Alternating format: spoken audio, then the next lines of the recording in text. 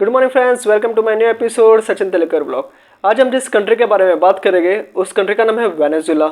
Officially the Bolivarian Republic of Venezuela is a country on the northern coast of South America. एक South American country है Venezuela friends. ठीक है, इसकी हम आते हैं क्लोजेस्ट कंट्री पे। तो गयाना, ब्राज़ील एंड कोलंबिया इसकी क्लोजेस्ट कंट्री है। एक पड़ोसी कंट्री है इसकी, ये तीनों कंट्री वेनेजुला की पड़ोसी कंट्री है। ठीक है फ्रेंड्स, पॉपुलेशन पे आते हैं तो 2.82 करोड़ अबाव वेनेजुला की पॉपुलेशन है। तो अच्छी खासी पॉपुलेशन है वेनेजुला की। अभी हम आते हैं इसके कैपिटल पे। तो कैराकस इसका कैपिटल है वेनेजुला का, और एक लार्जेस्ट सिटी भी कैराकस है। ऑफिशियल लैंग्वेज पे आते हैं तो स्पेनिश है। इथनिक ग्रुप पे आते हैं तो 51% मोरिनो और 43% वाइट है। रिलीजन पे आते हैं तो 86% क्रिश्चियनिटी, 64% रोमन कैथोलिक है वेनेजुला में। करेंसी पे आते तो वेनेजुलियन बोलीवर इसकी करेंसी का नाम है। और वहाँ का तो नहीं कह सकता मैं फ्रेंड्स, क्योंकि यहाँ की करेंसी बहुत वीक है। ठीक है, और आप शॉक हो जाओगे कि इंडिया का 1 रुपया वेनेजुला में 35,732 होता है। इवन मैं भी शॉक हो गया कि इसकी जो करेंसी है काफ़ी वीक है। इंडिया का 1 रुपया वहाँ पे 35,732 होता है। तो आप सोच सकते हो क्या बहुत ही करेंसी वैल्यू डाउन है वेनेजुला की। ठीक है, अभी हमारे इसके वीज़ा पे। तो वीज़ा रिक्वायर्ड है ऑब्वियसली, और वीज़ा की जो आपको अप्लाई करना है तो आप डायरेक्ट कॉल करके एम्बेसी में अपॉइंटमेंट ले सकते हो। मे बी ये ऑफलाइन ही होता है तो बेटर है आप डायरेक्ट एम्बेसी में जाके आप अपॉइंटमेंट लेके सबमिट करें। ऑल डॉक्यूमेंट्स आपके जो भी है वो, पासपोर्ट इंक्लूडिंग आपका जो एयर टिकट्स होगा, होटल रिजर्वेशन होगा, स्पॉन्सर लेटर आपका कोई रहता है तो स्पॉन्सर लेटर आप करवा लीजिए। ठीक है, इनकम टैक्स रिटर्न फाइल लगेगी आपकी 3 साल की, तो कम से कम बैंक स्टेटमेंट लगेगी आपके, आप जहाँ पे जॉब करते हो वो सर्टिफिकेट लगेगी। ठीक है, तो ये सब मैंडेटरी जो डॉक्यूमेंट्स लगते हैं वही लगते हैं, उसके अलावा और कुछ नहीं लगेगा। आपके इनकम सोर्स में आपका जो है आप जॉब करते हो तो उसका आपको लगेगा।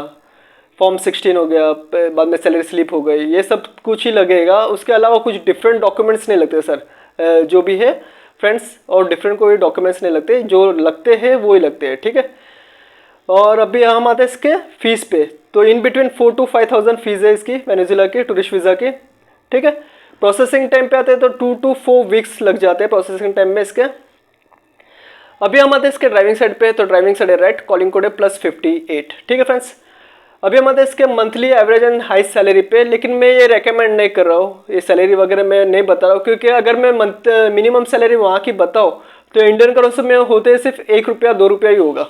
जैसे कि मिनिमम सैलरी वहाँ पे 33,500, लेकिन वहाँ का अगर 1 रुपया, हमारा 1 रुपया ही वहाँ पे 35,732 होता है। तो आप इमेजिन कर सकते हैं कि हमें अगर मंथली मिनिमम सैलरी 33,000 मिलती है तो हमें 1 रुपया मिलते हैं इंडियन करेंसी में। ठीक है, और एवरेज है वहाँ पे 1,33,000। तो आप सोच सकते हो क्या 10 रुपया 6 रुपया ही मिलेगी हमें वहाँ की एवरेज सैलरी, और हाई सैलरी 6 लाख रुपीज़। ठीक है, तो इंडियन करेंसी में 6 लाख का कितना, 6 लाख का कितना होगा, 50 रुपया 100 रुपया। हाँ ठीक है फ्रेंड्स, तो ये हालत है वहाँ पे। अभी हमारे इसके क्राइम रेशियो पे। ठीक है, तो क्राइम रेशियो वर्ल्ड का नंबर 1 कंट्री है इसकी क्राइम रेशियो में फ्रेंड्स। ठीक है, तो फर्स्ट नंबर पे आती है वेनेजुला, सेकंड पे पीएनजी, और थर्ड तो काफ़ी है लिस्ट में ऐसे टॉप के। ठीक है, तो ये टॉप पे आते हैं वेनेजुला नंबर 1 क्राइम रेशियो में। ठीक है, और इसकी अभी फ्लाइट रूट्स पे आते हैं तो Mumbai to Istanbul, Istanbul to Amsterdam. ठीक है, फिर Amsterdam to Turkey, Turkey to Venezuela, ये रूट बनता है।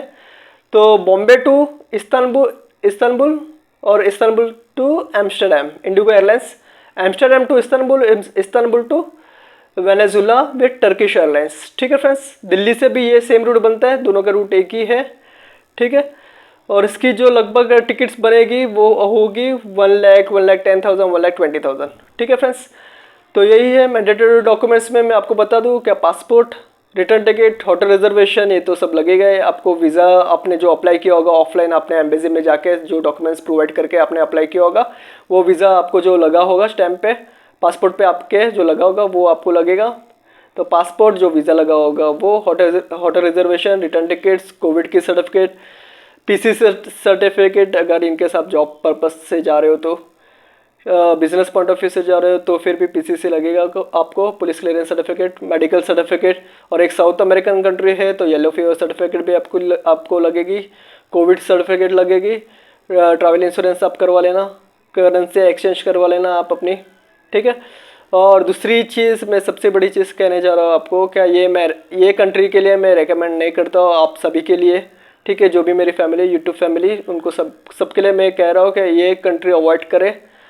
Even as a tourist purpose से भी जा रहे हो तो भी ये इस कंट्री में जाना रिस्की है, क्राइम रेशियो, इसलिए नंबर 1 इस पे आते हैं रैंकिंग में क्राइम रेशियो में वेनेजुला, ठीक है। आपने करेंसी की हालत देखी है, क्या वहाँ का 35,000 इंडियन करेंसी का 1 रुपया होता है, तो यूजलेस है जाना, बिजनेस करना भी, क्योंकि क्राइम ज़्यादा है, ठीक है। तो ये मैं कंट्री मेरे इससे पर्सनल पॉइंट ऑफ व्यू से मैं रेकमेंड नहीं करता हूँ आप सभी के लिए, ठीक है। रेस्ट ऑफ ये आपका कॉल होगा फ्रेंड्स, ठीक है, जो भी है मैं फैक्ट बता रहा हूँ आपको, ठीक है फ्रेंड्स। तो यही है, और कुछ भी क्वेश्चंस होगा, कुछ भी क्वेरीज होगी, so you can call me और message me, I will definitely help you. तो अभी के लिए इतना ही, मिलते मेरे नेक्स्ट एपिसोड में। Sachin Telega blog. Good one, bye, take care, bye.